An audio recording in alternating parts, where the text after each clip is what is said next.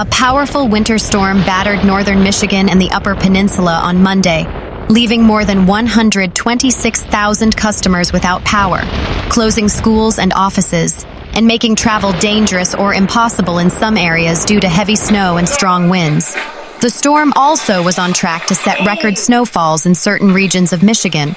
Spalding appeared to set a one-day record in the UP's Menominee County with 35 inches of snow, more than doubling the old record of 15 inches, set near Daggett in 2012.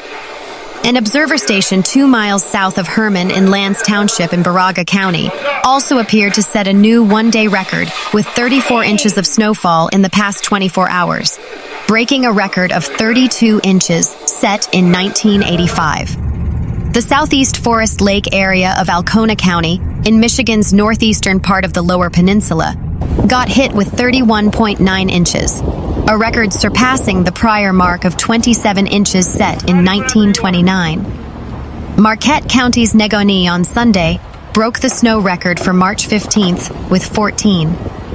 6 inches of snow, eclipsing the prior mark of over 12 inches, said Chris Burling, a meteorologist at the Marquette National Weather Service in Negaunee. Negaunee had 29.4 inches of snow unofficially accumulated through Monday morning, according to the National Weather Service. Other records, such as one-day or two-day all-time record snowfalls, were still being measured and have yet to be determined, Burling said. Meteorologists said the storm formed from a large and organized system across the Great Lakes, bringing widespread snow and a band of freezing rain along its southern edge. Power outages were concentrated particularly north of Mount Pleasant. Consumers Energy reported more than 98,000 outages and deployed more than 480 crews working extended shifts to assess damage and restore service. The utility said the storm had a major impact in areas stretching from Cadillac to Alpena. Blizzard conditions were expected to continue into Tuesday across the northern Lower Peninsula and much of the Upper Peninsula. Forecasters predicted an additional 1 to 2 feet of snow in parts of the region, including Marquette, along with wind gusts reaching 50 miles per hour near Lake Superior. Snowfall totals already ranged from about 7.5 inches near Sault Ste. Marie to 23 inches in St. Ignace. Travel conditions were extremely hazardous, with the National Weather Service advising residents in the hardest-hit areas not to drive. In areas outside the blizzard zone, officials urged motorists to slow down, maintain extra distance, and ensure vehicles were properly equipped for winter conditions. On Sunday, Governor Gretchen Whitmer activated the state's Emergency Operations Center to coordinate response efforts, while several counties declared local states of emergency and many state offices closed. In Traverse City, near-whiteout conditions blanketed downtown streets, shutting down businesses and government offices and prompting officials to urge residents to avoid unnecessary travel. The heaviest snowfall from the weekend winter storm fell across Michigan's Upper Peninsula, where several locations reported more than 2 feet of accumulation in 48 hours, according to the National Weather Service. The highest total came from an observer station south of Herman in Baraga County, which measured 36 inches over 48 hours, including 34 inches in the most recent 24-hour period. Other UP communities also reported major totals, including 31 inches in Three Lakes, Baraga County, and 31 inches in Menominee County, while National Mine in Marquette County recorded 30 inches by early Monday. Snowfall was also significant across parts of northern Michigan and the Lower Peninsula, though totals were generally lower than in the UP. Communities such as Petoskey, St. Ignace, Harbor Springs, and Charlevoix saw substantial accumulation, while areas farther south, such as Traverse City and Sheboygan, reported lighter totals as the storm weakened toward the southern edge of the system. The heaviest snowfall from the weekend winter storm fell across Michigan's Upper Peninsula, where several locations reported more than 2 feet of accumulation in 48 hours, according to the National Weather Service. The highest total came from an observer station south of Herman in Baraga County, which measured 36 inches over 48 hours, including 34 inches in the most recent 24-hour period. Other UP communities also reported major totals, including 31 inches in Three Lakes, Baraga County, and 31 inches in Menominee County, while National Mine in Marquette County recorded 30 inches by early Monday. Sheriff's offices across Michigan's northern Lower Peninsula and the Upper Peninsula urged residents to stay home. Officials warned that vehicles were becoming stuck and that travel could be delayed as emergency responders struggled to clear heavy snow. In Schoolcraft County, deputies described road conditions as terrible, with several side roads completely blocked and vehicles stranded. The county had received about 27.5 inches of snow by Monday morning, and authorities said they hoped plows could reopen roads by Tuesday if snowfall eased. Authorities in other northern counties issued similar warnings. The sheriff's office in Otsego County said many roads were impassable and advised residents not to travel, while officials in Roscommon County asked drivers to stay home after a tree fell onto a county administrator's vehicle during the storm. In Alpena County, officials reported more than 5 inches of snow and freezing rain, with downed trees and power lines adding to the danger. Meteorologists at the National Weather Service warned that isolated blizzard-like conditions and falling temperatures could worsen conditions and potentially bring down more tree branches and power lines. The heavy snow and strong winds from a blizzard forced widespread school closures across northern Michigan and the Upper Peninsula on Monday, with some districts already canceling classes for Tuesday. Districts including Menominee Area Public Schools and Iron Mountain Public Schools canceled classes Monday and Tuesday, citing unsafe road conditions, while Traverse City Area Public Schools, Gaylord Community Schools, Petoskey Public Schools, and Sheboygan area schools also closed Monday as steady snowfall and drifting made it difficult for road crews to clear roads. Colleges and universities across the region also shut down Monday because of the storm. The Upper Peninsula's 3 public universities, Michigan Technological University, Northern Michigan University, and Lake Superior State University, suspended operations for the day, while several community colleges in northern Michigan and the Upper Peninsula also canceled classes, including Alpena Community College, Bay College, Gogabit Community College, Kirtland Community College, North Central Michigan College, Northwestern Michigan College, and West Shore Community College. The snow from Blizzard Elsa is done falling, but it's still impacting people in northeast Wisconsin. Really challenging conditions, especially with these strong winds over the last, 18 hours or so. So, just encouraging people to continue to stay off the roads if they don't have to be out and about, because they're passable in spots, but really challenging as well, said Green Bay Mayor Eric Jenrich. Although the city of Green Bay is working on clearing roads, Mayor Jenrich says it'll take some time. Jenrich said, "We could be looking at more like Wednesday, until all of our neighborhood streets in particular are clear. Obviously, the focus is on arterials and some of those main streets." One of the consequences of Blizzard Elsa was the Green Bay Blizzard having their opening game of the season postponed from Sunday to Monday. Just hours before kickoff, fans were told they wouldn't be permitted to enter Monday's game. It was almost nice that it got rescheduled to today, and I looked it up and they were like, "Yeah, your tickets from yesterday should work today. So just go try and go in." But then we got here and he was like, "There's no one here. There's no cars," said Marion Walensky. "Yeah, I thought we were lucky, and we're gonna be like the only ones here in an empty stadium. Would have been pretty cool," said Ashton Kuzo. Some of the fans who did show up struggled to make it to the Riche, only to learn the news with signs in the window. "Even in my apartment complex, there was 4 cars just stuck in the parking lot, like in the middle of the way," said Walensky. Kuzo added, "Yeah, on the way here on the highway there's 6 cars. 6 cars stuck in the snow." The snow started Saturday night, and it looks like it'll still be impacting life in northeast Wisconsin into the middle of the week, as the recent blizzard knocked down power lines and caused several outages throughout the state. WPS crews toughed out rough conditions to restore power to over 11,000 customers. According to a release from the Wisconsin Public Service, crews battled and worked through whiteout conditions, treacherous roads, and more than 2 feet of snow since early Sunday morning. Despite the delayed response time due to the conditions, crews were able to restore power to an estimated over 11,000 customers, with most customers throughout the state having their power back by Tuesday morning. WPS reports that there are still nearly 600 total outages throughout the hardest-hit communities in Door County that are not expected to have power back until Tuesday evening. Response times could still be delayed, as while the blizzard has ended, crews are still dealing with ice-covered roads and other snowy conditions. All available crews will continue to work non-stop until power is fully restored. WPS appreciates its customers' patience as it works quickly and safely to restore power. WPS officials add that any customers who are without power can find the latest information and estimated time of restoration updates by checking the outage maps online or by using the WPS app.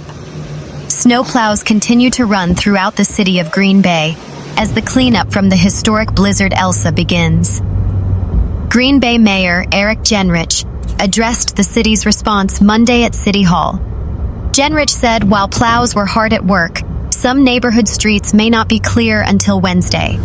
The historic storm shut down schools and businesses for multiple days, with many roads becoming impassable from snowdrifts and whiteout conditions. This has left many stranded inside their homes. A blizzard warning is in effect for Green Bay and northeastern Wisconsin until 4 p.m. Monday, March 16th, as record-breaking snowfall pounded the area. Green Bay received 17.1 inches of snow on March 15th, breaking the record of 6 inches set in 1959 for that day, according to the National Weather Service Green Bay. It's the third highest single-day record, behind 17.8 inches, set on January 9th, 1889, and 24 inches on March 1st, 1888. Follow the Press-Gazette for information on the storm and its effects on schools, businesses, garbage collection on Monday, March 16th. Brown County Executive Troy Streckenbach called on residents to stay off the roads as plows work to clear the snow. Even though the snowfall has ended, high winds continue causing significant drifting, making it difficult for crews to keep roads clear, Streckenbach said. The county also issued a town ban for all interstates and highways county-wide, as even wreckers, plows, and squad cars have gotten stuck. Green Bay Austin Straubel International Airport should see its first arrival Monday night after a blizzard forced airlines to cancel flights to and from Green Bay for almost 2 days. 3 Delta Airlines flights are expected to arrive Monday evening in Green Bay, 1 each from Detroit, Minneapolis, and Atlanta. United Airlines, Delta, and American Airlines all canceled departures from Green Bay on Sunday and Monday due to the blizzard. Green Bay Airport Director Marty Pete said Monday night's arrivals should enable Delta to resume normal flight services to and from the Green Bay Airport on Tuesday, March 17th. He said American and United currently expect to resume arrivals and departures on Tuesday morning, but that the schedule remains subject to change based on weather-related impacts. Piet said airport crews have continued to plow runways, taxiways, and roadways to make sure the airport is ready when the airlines are able to resume service. While snowplow drivers remain busy clearing roads for a second straight day, one Green Bay area business plans to thank them later this week. Stadium View Bar, 1963 Holmgren Way, will host Snowplow Drivers Appreciation Day on Wednesday, March 18th, according to a Facebook event page. Snow removal drivers can stop in and get 50% off their meal or a free drink. During this crazy snowstorm, our snowplow drivers have been working non-stop to keep our roads safe and clear. We want to take a moment to say thank you for everything you do for our community, the post reads. There were no injuries to people or animals after a section of a roof collapsed at a Negaunee County farm on Sunday morning. According to a video sent to a Green Bay television station, a portion of the roof above a holding area at Junion Homestead near Casco collapsed on March 15th due to the weight of the snow. The National Weather Service reported that areas in Negaunee County received over 20 inches of snow, with top wind gusts reaching roughly 45 to 55 miles per hour. The now seven-generation dairy was founded in 1868 and hosted the 2018 Negaunee County Breakfast on the farm to celebrate the farm's 150th anniversary. All Prevea health locations are closed for in-person appointments and procedures. March 16th. That includes all Prevea's health centers, the Prevea Surgery Center on Shawano Avenue, and urgent care locations. Anyone who has an appointment will be contacted to reschedule. Call your provider directly or 92049-64700 with any questions. 2 fire stations in northern Door County are serving as warming shelters for those who need a safe and warm place to stay because of the storm. The shelters are available at the Gibraltar Fire Station, 3496 County F, Fish Creek, and the Sister Bay/Liberty Grove Fire Department, 2258 Mill Road, Sister Bay. The Washington Island Electric Cooperative is dealing with terrible weather conditions as it works to fix numerous power outages on the island. A post on its Facebook page at about 7:30 a.m. March 16th said the utility had reported outages at that time on Jackson Harbor/Indian Point Road, Wickman Drive, Njordheim areas, Old West Harbor Road, and McDonald Road, with likely more that haven't been reported yet. A post from late in the afternoon of March 15th said crews had restored power to areas on Hemlock Drive and were working on the west side of the island. But once that work was completed, they wouldn't be able to continue until the next morning because it would be unsafe with the darkness, poor visibility, very strong winds, and large amounts of snow. Our crew is digging out to be able to get into work. They will be heading out as soon as possible, the post the morning of March 16th said. Please stay home. The town of Washington crew is working to get the roads cleared, but it is going to be a long, tiring job. Air conditioner unit, I guess. The March 16th post also noted that Robert Cornell, manager of the electric cooperative, said he'd never experienced north winds as strong as those battering the island during the storm. What is this? The Wisconsin State Patrol has responded to 28 vehicles running off the road between 7 a.m. March 15th and 7 a.m. March 16th in the Northeast region, according to data from the Department of Transportation. The Northeast region includes Brown, Calumet, Dorr, Fond du Lac, Kewaunee, Manitowoc, Marinette, Oconto, Outagamie, Sheboygan, and Winnebago counties. At the same time, the State Patrol has responded to a total of 225 vehicle runoffs across the state. The State Patrol has assisted 24 motorists in that 24-hour period and responded to 6 property damage crashes, according to the Department of Transportation. Most residents across northeastern Wisconsin have not lost power during this blizzard. But for those that have, outages have sometimes lasted through the night. The number of customers without power has hovered around 1,600 through the morning of March 16th, according to Wisconsin Public Service, which services about 450,000 customers in much of northeastern Wisconsin. This was down from about 2,660 the previous afternoon. Loss of power has mostly been a localized issue, with the largest number of outages in Door County, at over 50 of the roughly 70 incidents reported by WPS. Most of those power losses occurred through the night of March 15th into the early morning of March 16th, affecting less than 50 people at a time. For many of those impacted, it hasn't yet been determined when residents would see their power come back on or the cause of the outage, according to WPS outage map. Matthew Cullen, a senior communications specialist at WPS, said crews were working around the clock to restore power. He said the challenge with this storm were the terrible road conditions slowing crew response times and making some areas inaccessible. While this storm has seen downed power lines and trees, it's not caused substantial damages. Meanwhile, another person is dead after a multi-vehicle incident on I-80, adding another tragedy to a chaotic week on Wyoming's highways.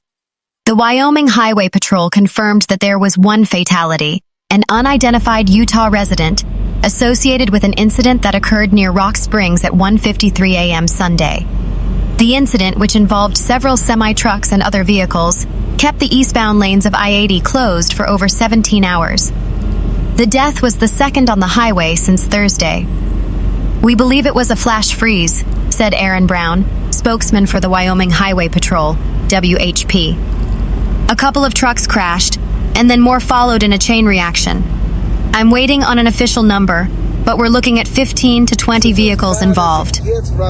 In addition to the one fatality, 6 people were transported to local hospitals for treatment of injuries sustained in the crash. An additional 13 people were taken to the Sweetwater County Fairgrounds for shelter. The WHP's initial report identifies the victim as J.C. Slaw, 29, of Utah. He was driving a Chevrolet Trailblazer that struck a guardrail and rolled over and down a steep cliff after overcorrecting a turn. It was another urgent response after several days of severe weather and multi-vehicle incidents that, as of Monday, have taken 2 lives in the last week. WHP troopers have been busy helping stranded and injured motorists while issuing multiple citations. "Bad weather and bad decision-making never mix," Brown said. WHP troopers and agencies across Wyoming were busy after Thursday's windstorm caused multiple incidents across southern Wyoming and stayed busy through the weekend. Brown was still collecting reports on Monday, slowly building an overall assessment of the scale of these incidents. "We had 33 blowovers on March 12th alone," he said.